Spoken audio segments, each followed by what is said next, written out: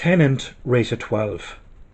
A secret agent protagonist, played by John David Washington, Denzel Washington's son I believe, embarks on a dangerous time-bending mission to prevent the start of World War III. Okay. So this movie is written and directed by Christopher Nolan, and it's really in the same league as Inception and Interstellar, but don't be turned off by that like I was.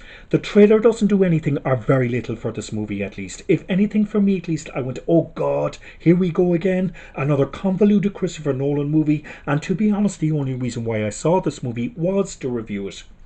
This movie surprised me. Even though it is convoluted, unlike Interstellar, Christopher Nolan got the balance spot on being deliberately convoluted, but at the same time spoon-feeding us enough of the plot throughout the movie so we've some fair concept at least as to what's going on.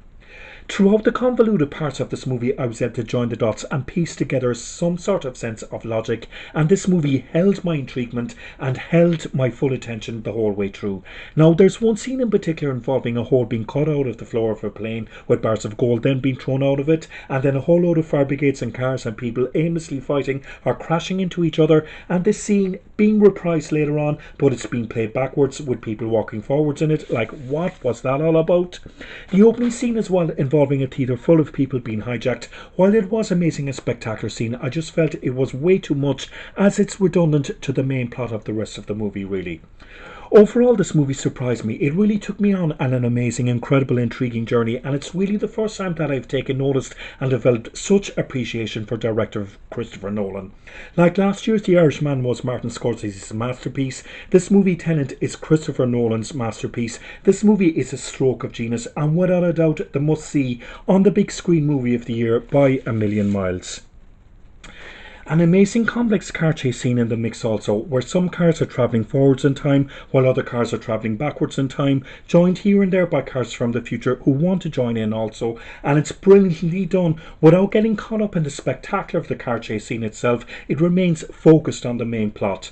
Performances are also brilliant here. Kenneth Branagh as the main villain is spectacular without being parody. Elizabeth Debicki is incredible, being the central character of this movie really. She just utterly nails it without hogging the limelight.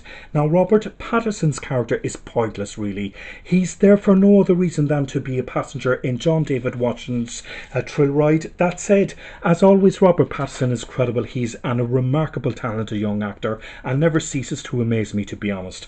Now, a major problem with this movie is that at times it's extremely difficult to hear the dialogue. I was straining my ears to figure out what the characters were saying for vast majority. I later find out that it wasn't just my screening this was happening, which would have pointed the finger of blame to the sound system, but no, this is deliberate. Now why?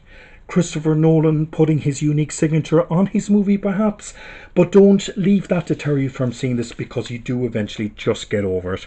Overall, this movie deserves to be seen on the big screen, and Christopher Nolan deserves a standing ovation for making an intelligent, intriguing, thought-provoking, standout masterpiece of a movie. Seriously an amazing, hugely entertaining night out at the cinema. Classic movie here, 10 out of 10.